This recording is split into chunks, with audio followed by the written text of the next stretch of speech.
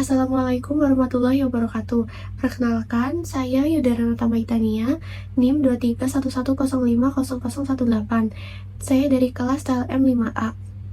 Pada kesempatan ini, saya akan memaparkan hasil penelitian yang berjudul Perilaku Penggunaan Pestisida Kimia yang Beresiko pada Kesehatan Petani Hortikultura di Kabupaten Seram bagian Barat.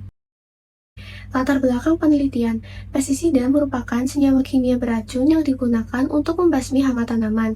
Namun, penggunaan pestisida yang tidak sesuai standar bisa menimbulkan risiko toksikologi yang serius, baik bagi lingkungan maupun bagi kesehatan petani itu sendiri. Menurut WHO, setiap tahun terjadi 1-5 juta kasus keracunan pestisida di dunia, dengan angka kematian sekitar 220.000 jiwa. Di Indonesia, data menunjukkan ratusan kasus keracunan setiap tahun, terutama di kalangan petani hortikultura yang sangat bergantung pada pestisida kimia. Melihat fenomena tersebut, penulis tertarik meneliti bagaimana perilaku petani hortikultura dalam menggunakan pestisida kimia, serta risiko kesehatannya, khususnya di Kabupaten Seram bagian Barat, Maluku. Tujuan penelitian ini yaitu untuk mengidentifikasi perilaku beresiko terhadap paparan pestisida dan mengetahui keluhan kesehatan akibat toksisitas pestisida. Selanjutnya, untuk metode penelitian yang digunakan adalah kuantitatif deskriptif dengan desain cross-seksional yang berlokasi di Kabupaten Seram bagian Barat Maluku, melibatkan 650 responden petani hortikultura aktif dengan masa kerja minimal 25 tahun atau lebih dari 25 tahun. Data dikumpulkan melalui kuesioner dan observasi, lalu dianalisis secara deskriptif menggunakan SPSS.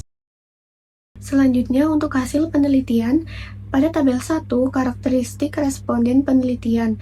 Hasil penelitian menunjukkan bahwa sebagian besar responden adalah laki-laki, yaitu 65,4%, dengan usia dominan 46 tahun sampai 55 tahun, dan tingkat pendidikan terbanyak hanya tamat SD.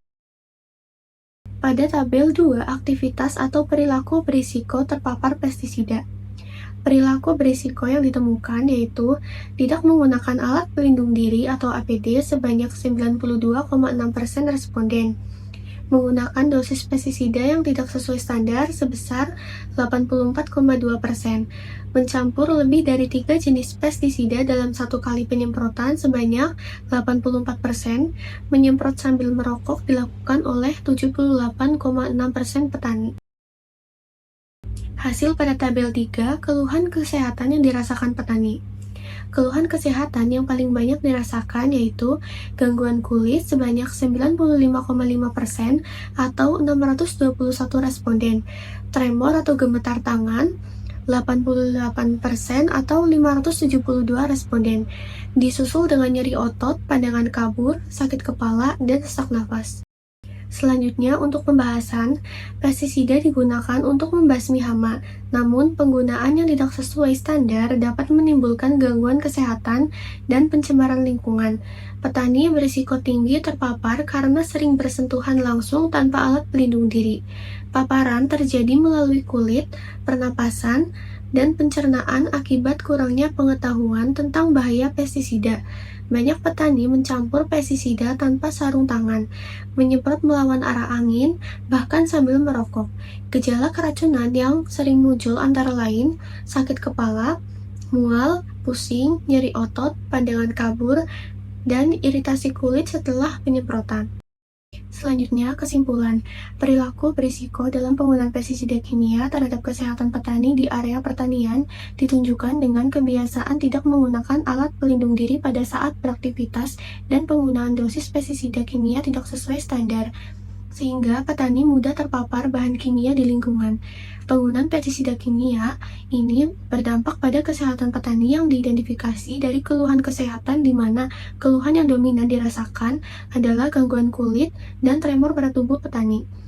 Saran, perlu dilakukan penyuluhan untuk meningkatkan pengetahuan petani tentang aktivitas yang berisiko terpapar pestisida dan dampak negatif pestisida sehingga petani menggunakan pestisida secara bijak.